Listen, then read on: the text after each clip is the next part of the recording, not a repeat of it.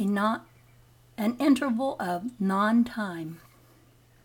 When the universe reaches a point of maximum expansion, a unique phenomenon will take place. There will be a moment when all laws necessary for the creative maintenance of physical matter and all materializing processes become suspended due to the relative velocities of the various star systems.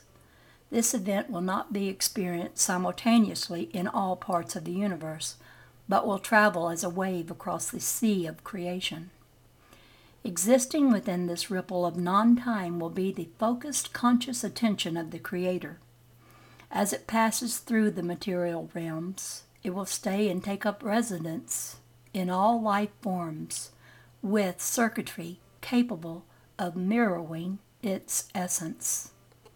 This is the moment when the Creator will slip inside creation, the moment we are attempting to prepare you for.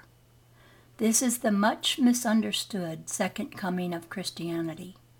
It is the event that primitive civilizations have looked forward to as the return of the gods. The Mayans went so far as to pinpoint its actual occurrence in what you would call the year 2011 AD. But while many of your traditions hint at what is about to transpire, none of them have adequately conveyed the magnitude of impact such an event will have. Indeed, no single conceptual structure is capable of conveying the enormity of what is soon to take place. Those familiar with the scriptures of your various people should be in position to understand what is occurring, for these are the times spoken of. Yet you must realize that God did not invent the words used in Scripture. He merely arranged them in the order most approximating His meaning. What is actually happening requires all of biological life to convey its meaning. Words can symbolize this, but hardly portray it fully enough to stand alone. If you would know the deepest truth of Scripture, look not to words alone, but to the great momentum of spirit within your own soul. This is where the living history is being made, in a way that would be impossible for your rational intellect to comprehend. This forthcoming event is human history. The sum total of all that has happened on this planet is but the shadow cast before. In a very real sense, you have not yet been born. You are still in an embryonic state. You have yet to receive the touch of God's definition. Through the long years of human history, your species has been forming the cells that are to comprise the directive aspect of the physical body of the Creator within creation. Gestation upon this planet has but set the stage for the emergence of the planetary being now taking definite form. This planetary being is who you are.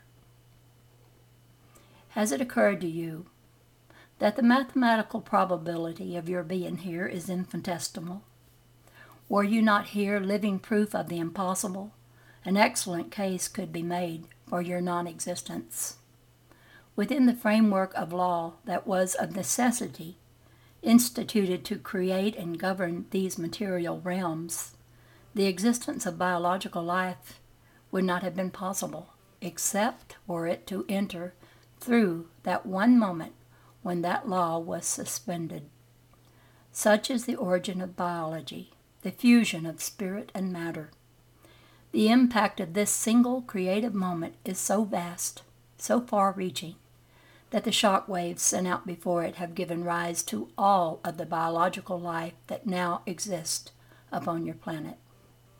You are living in the shadow of an event not yet taken place, yet it is you, yourself, under all your layers of false identity, that cause this event as you approach ever nearer to the earth.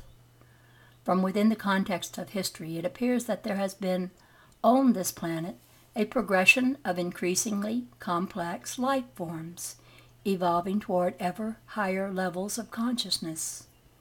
It appears that there has been an evolutionary process, but this is not the case. what is actually occurring is that the matter of Earth is falling under the influence of your vibrational body. This influence naturally increases as you draw nearer. Only when the center of your spirit touches the center of the Earth will life on this planet be fully manifest in form.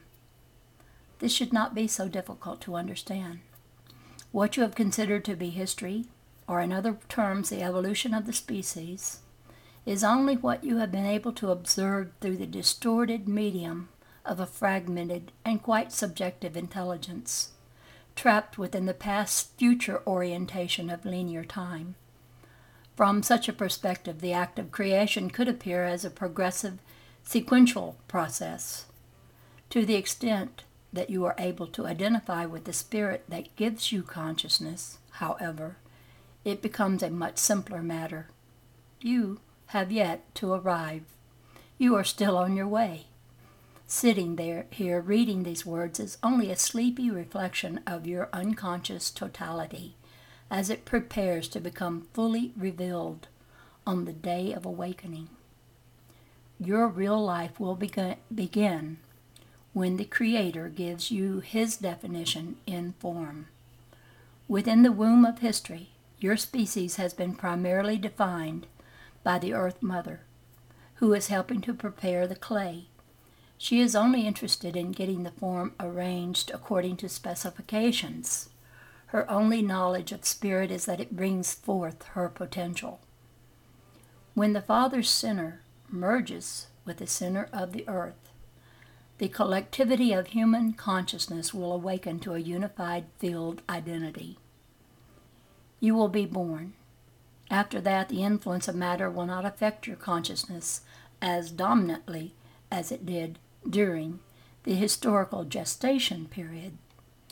The Earth will continue to suckle the species, so to speak, for another millennium before you are capable of going off on your own. But even during that period, the Father's influence will be much greater than it is today. The Creator has established laws to govern the bonding of energy. Through these laws of materialization, the physical universe is created and maintained. In the material realms, these laws are right and proper, but when they come into relationship with biological life, they begin to behave strangely. From a perspective of consciousness, they translate into limitation, contraction, and ultimately death. In psychological terms, the laws of materialization have given rise to the ego, a fictitious identity with a sense of fear, vulnerability, and a need to protect and defend itself. Spiritual consciousness should not properly be associated with the forces that govern the bonding of energy. Their historical juxtaposition came about through the process referred to as the fall. During the period of species preparation, the presence of the materializing influence on levels of consciousness has been unfortunate, but not critical. However, in light of the intensifying vibrations of the creative spirit that is now nearly aligned with the center of this planet, the definitions that have been imposed by matter will no longer be tenable. The Creator Himself will dispel this planetary restraining influence, and henceforth hold all life forms in appropriate expression through the new definitions of His love. This will be a profound transition for each and every form identity, a transition of a magnitude you can only begin to suspect. As a collective event, the moment of birth is still a generation away, but individually speaking, this event transcends the limits of space and time and is, in fact, already occurring. Your individual birth will take place at the precise moment in linear time when you stop struggling with your rational fear patterns and let yourself go in the divine dance of inner direction. You must decide whether you are going to accept the inevitable in a state of love and prepare yourself accordingly, or hold on in fear to the bitter end. Ultimately, these are the only two avenues of response. By the linear time this event takes place, humanity will be polarized according to these two adaptive patterns. All will be decidedly in one camp or the other. To those in the human race who have tuned themselves in to the will of God, the coming interval of non-time will literally expand into eternity. These individuals will be able to experience a lifetime or many lifetimes in that eternity, while still retaining the option to return to their physical projections as transformed representatives of the being of life on earth. These will be our co-workers during the period of planetary awakening. Others, not so finely tuned to the forces that will be released at that time, will feel great surges of energy, lasting for an indeterminate period. Some few will experience an intense fear, and many will die.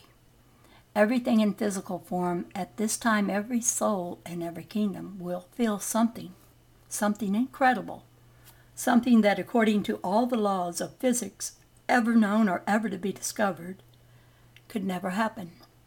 But there it will be, before all senses. An impossible fact, like the babe in the manger, like the unmistakable feeling in your heart, an incredible vibration of truth and love, shimmering, scintillating, awakening every nerve, every capillary, every cell of your planetary body. Whether the individual's form identity reading these words right now will be a surviving participant in that event depends upon what you identify with and how gracefully you are able to align yourself with God's creative definition. If you can identify with the flow of life through your essential planetary being and release all subjective definitions of who you think you are, you will play your part most joyously in the birthday celebration. God's definition of you in form is much greater than any you could possibly imagine for yourself. During this present period of individual awakening, the first of the three creative periods, you are being given the opportunity to embrace this true definition as the cornerstone of your existence. On the morning of creation, you will recognize the unified collective consciousness of all humankind as your own true identity. You will know beyond a shadow of a doubt that you are the bridge between spirit and matter, between creator and creation, between life and the forms through which life flows. If you release the definitions that matter has set upon you, this is the definition that the Creator will bestow, the definition of Christ Himself. Can you see yourself as we of the distant stars do, from the objective vantage point of the ages, with the eyes of the Star Maker Himself? To us, your entire history appears as but a gesture. We see in your passage through the vibrational field of Earth a gesture that you make, a salute almost, to the energy retention systems of this particular heavenly body. This is how you express yourself on this beautiful blue and white world whirling through space. We have come to remind you who you are.